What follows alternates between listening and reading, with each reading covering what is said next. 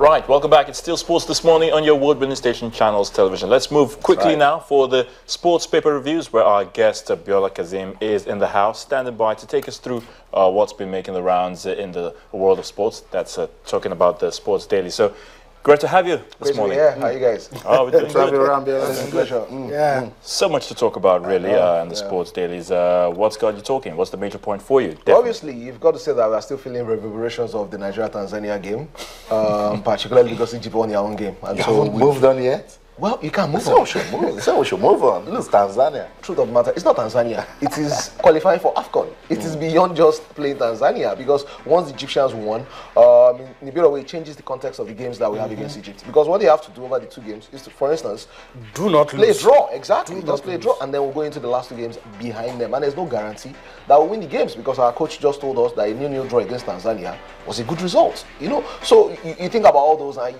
you get the feeling that maybe the danger of missing out on two AFCON tournaments is becoming real every day, and it's really scary. All right, let's move over to the sports papers Let's proper just now. stay with the papers in front of Biola. And we Complete heard it. sports? Yeah, complete sports. Yeah. The Super Eagles, they're going to play Niger in a friendly game. Yeah. But Sunday Olisa has come out to say, I know you guys are disappointed, but hey, I'm no magician. Well, we know that. We've hired a coach, not a magician. So the job of a coach is to deliver results. However you get it done, just get it done. Because when you suggest that you are no magician, you are fundamentally saying that you don't have a magic wand. Yes, you don't. But you have players. And you have time to train those players. And you have your tactics. And you have a team. So you have all of the tools to get results. You don't have to be a magician to be a Jose Mourinho and all of these other coaches. I'm not magicians either. And you earn a king's ransom. You're on 5 million naira a month. You get paid very well. So you've got to do your job, and it's that simple. So nobody's expecting magic. Beating Tanzania in Dar es Salaam is not magic. Qualifying Nigeria for AFCON cannot be magic. Okay. It cannot be magic. It's the minimum requirement, and if you don't meet the minimum requirement, maybe you are not up to the job. So for me, fundamentally, it is time to stop talking and start doing. You've got to win 3 points. It's that simple, really. It's a difficult job. It is an unforgiving job, and we've got to be very, very open and honest about it. Sia was loved by all of Nigeria. We did not qualify for the Nations Cup. I was in Abuja. I ran the commentaries for that game. It was chewed up alive. And that pretty much set his career back by as many as 3 years. So Olise has got to wake up and smell the coffee. Nobody's calling you a magician. You are the coach. And naturally, we expect that we'll take a national team to Tanzania. We shouldn't be on the ropes. We shouldn't be lucky to get 0-0. If we're in that space where we are all to believe that if we get a 0-0 draw against Tanzania, then it's a good result, maybe we should just pack it up and go home. Why are we paying a coach 5 million? Why are we finding a team of foreign-based players from all over Europe to go and get a draw against Tanzania? Why should we be grateful for that? Okay. Okay. That's That's for complete mouthful. sports. A mouthful. A mouthful. Let's move on. Sporting Live. I'll try not to go to the Super Eagles. I'll try not to If go. you can avoid it. I'll try not to Should go. avoid But maybe it. you should talk about it, look, man. And that's what we have here. Today's edition of Sporting Live, Tuesday edition. Austin made me do this. Lukman Aruna apologizes. The story is on page 11. Blames weather condition for. How about that? That's somebody for who plays an in excuse? Russia, right? How about that for an excuse? It's not an excuse. Why is he looking so overweight? I don't know, Lukman, I think, has always had issues with discipline. And I'm talking about personal discipline. Just basically, you see, football is a career that demands discipline. And I think that a lot of players just don't find it. Because also, on one hand, it demands discipline. On the other hand, it gives you a lot of opportunities to not be disciplined. So you've got all of this money, you are a star, you've got attention, you've got fame, all of these things. So there are two very difficult levers to balance. And I think that players like Haruna Lukman, find it difficult. For me, I don't think there was any problem with the weather as far as that game was concerned. I think it was all in his head. There was a feeling of entitlement while he was playing. He was disinterested, he couldn't be bothered. It was a real disappointment. You had a problem with Our that Nations Cup character. qualifier? Well, it's a trail, it's a trend. It's a trend from under 21. I remember there was this tournament in Egypt that he got a stupid red 2009. card. You can go on and on. And this is a player.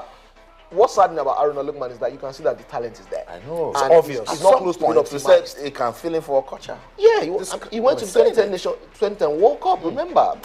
He just hasn't taken all of these opportunities. But I think that this probably will be the nadir. I'll be really, really surprised if Olise gives him another invitation.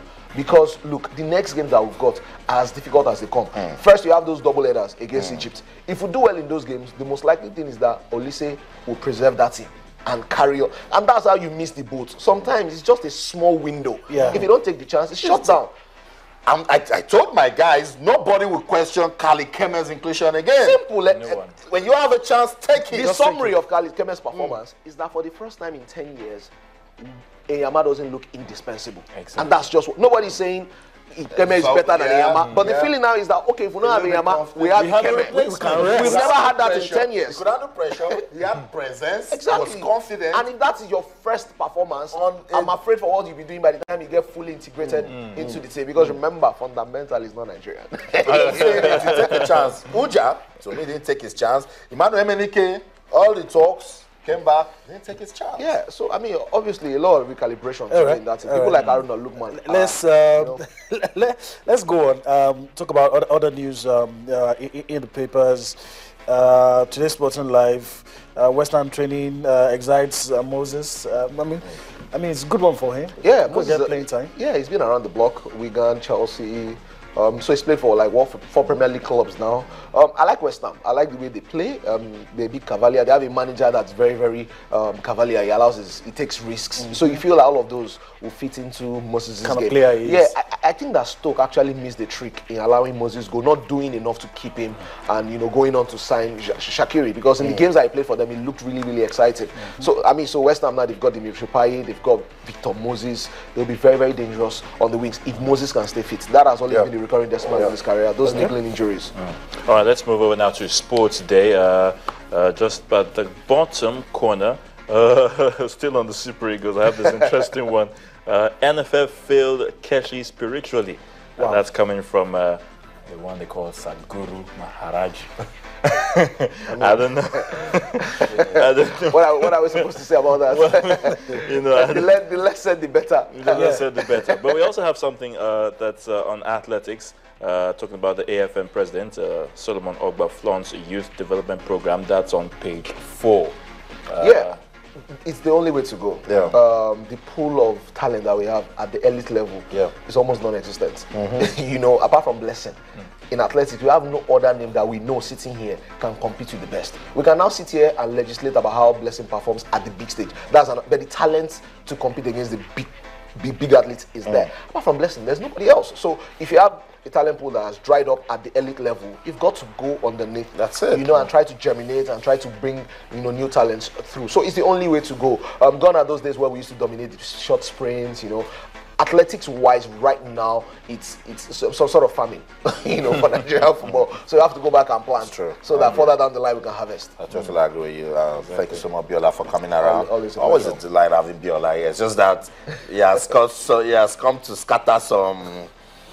I'll leave it at that. He knows what he has done. Biola Kazim has been talking to us. The newspaper review. We're still getting those tweets and messages on Twitter, on Facebook. Keep them coming. But let's go on this quick break now. When we come back, we told you that athletics in oh, guys, come on. Still have some things I'm to jumping. You're jumping the gun. Look at that. Since we have Biola with us, Keep him here. I think, yeah. let's talk about the US Open. That's Quick it. US Open. That's it. Exactly. Your reaction. We are beginning to call Kevin Anderson Africa's Kevin Anderson. I don't know how you react. to that. Let's rub it in. But your impression generally. I mean, I'm not the biggest tennis buff, but obviously I thought that Nemore will do a lot better. For many years he was absolutely overshadowed by all of the big boys, Nadal, Federer, Djokovic. You would think that now that it looks like Federer, is on the downward trend, Nadal is disappearing, Murray should be stepping up. Step up. But he hasn't particularly built, on that Wimbledon and, US Open win of those, because it's becoming yesteryears now. It's becoming 2-3 years ago now, and so he's not taking his opportunities, and that's just what it is. That's the head-to-head. Andy Murray and Kevin Anderson. They've had some encounters in the past, and we just decided to bring it to you, so it's no surprise. It's not just coming out of the blue. They've played on some occasions, and Kevin Anderson has had one or two situations where he's beating the Briton. So we let that slide. But tonight, or later in the day, the big one, and I can't allow you leave. I was already moving back because you can't ask me that. I'm not going to talk about Venus and Serena. But you know, I don't know. Look at it. Look at it from the match of the. look at it. We've talked about both, but look at it with the eye of a parent, the father and the mother What a sitting brother. watching. Yeah, or a brother. Yeah. It's hard to just look at the game. But we've been here many times, haven't we? Yeah, They've played yeah. many times. But not for a calendar. The stakes are high. So, Stakes yeah, are high. true. The stakes are The stakes high. are high. But I mean, a romantic will want Venus to win because she's gone through such a difficult time over the past 4 years. Her health issues, and she soldiered on and continued playing even though she's not anywhere near where she was 5 years ago before she had all of these issues to deal with, and she's fought through all of that. But competition is competition. I think that Serena will be a professional self. If Venus can get past that, that would be really, really fantastic. But if not, I think that, you see, for me, the story about Venus, that she's still competing at this level itself, it's success. Because the issues that she's dealing with health-wise are significant issues. People have dealt with less and they've retired. And she's going. So I think that she's an inspiring story. Serena is probably the best tennis player ever. And so if she beats her sister, it's not really a story. I think that, like I said, Venus going up against her, still playing tennis at the elite level for so long, despite dealing with all of the issues, that it's success in itself. So obviously, if Serena will go into any tennis game with anybody in the world, even some of the men as a favorite, that's the fact, as a favorite. So If it's not a 5-set game, And if Serena it's hits, like, have you seen Serena finish 3 sets? Like she didn't even play at if all. it's going to no, that Like she didn't even play at that all. would be disrespectful. Only few people stretch her. Yeah, no. Exactly. Most of our wins are comfortable wins. On the Serena female, will beat on the Nicola female Mahou. circuit. But some of the top guys, no. Well, maybe not some of the top guys. Okay, maybe not. Let's leave the top guys. Serena will beat Ayotune Balogun. oh, come on. That But much is really, so really, I hope we're not going to see a case, people have said this, or are beginning to say this, that, hey, are we not going to see a situation where Venus will want to sell out? I use that word. Not For Serena. professionals, They're professionals, Because, it's unprofessional, but No, there I will don't- be this criticism, whether we like it or not, after this game has been played. I actually think it's unfounded because at the end of the day, what's the objective of doing that? Well, it's hard to see. It doesn't make Serena a better player. It doesn't make Venus what she's not. If she, for instance, if whatever it is that he arranged, at the next tournament, we're going to find out that it was a ruse. She struggled. It's a trend. Over the past 3-4 years, a real trend where she gets knocked out around the quarterfinals of major tournaments and all of that. She's not really dominated. Early in the career, it was all about Venus. Serena was upcoming, and then there was catch up. exactly was playing catch up, and then she had all of the issues she had to do. And since then, it's been so for me. I've said it that Venus is still playing itself. It's success. So if she can carry on as long as she can, kudos to the young man. Good for her career. That's what it is. Right. So I think now, of course, we can actually say goodbye. Yeah, just to Yeah, put we it can. out there, I was reading some of the post-match comments by Olise saying that some of his players, trained for only 2 days for this AFCON qualifier. Let's just put it out there. They didn't train for 2 days.